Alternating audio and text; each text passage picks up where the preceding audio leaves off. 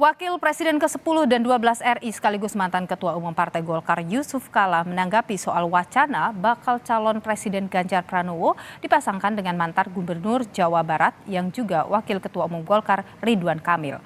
Saat mengunjungi pelabuhan jeti pembangunan smelter nikel di Kecamatan Bua, Kabupaten Luwu, Sulawesi Selatan, JK menyebut dalam politik semua opsi memungkinkan, termasuk RK berpasangan dengan Ganjar atau muncul nama lain seperti Mahfud MD.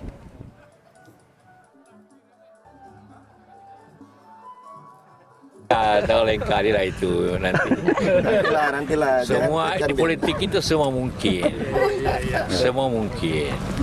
Apa mungkin mau siapa mau Ridwan Kamil mau apa semua mau Mahfud semua mungkin. Tunggu aja nanti Oktober.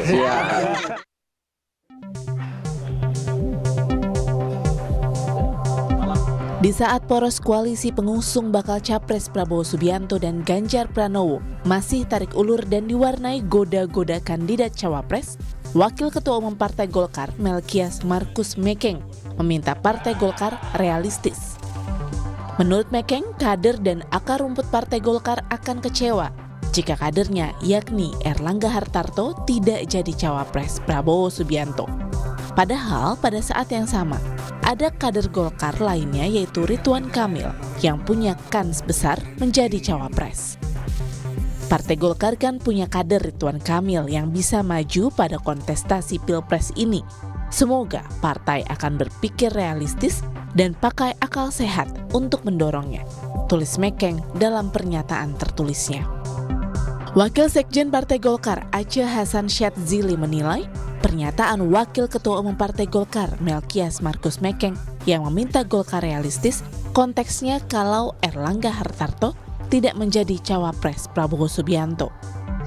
Harus dilihat pernyataannya Pak Mekeng itu dalam konteks kalau Pak Erlangga ya tidak menjadi cawapres.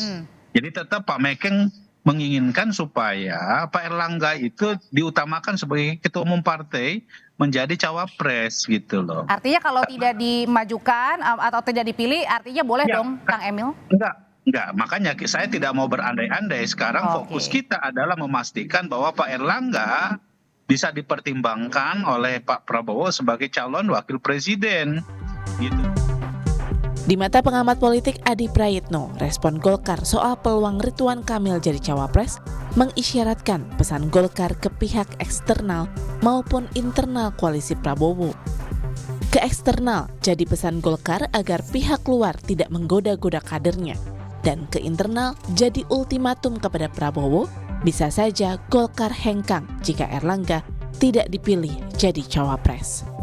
Ini kan satu sinyalmen politik bahwa tak boleh ada orang lain, tak boleh ada partai yang mencoba untuk menggoda kader-kader Golkar di luar Erlangga untuk bisa maju di 2024. Nah, yang kedua, kalau yang saya tangkap, pernyataan Pak Mekeng itu semacam ultimatum politik sebenarnya kepada Prabowo.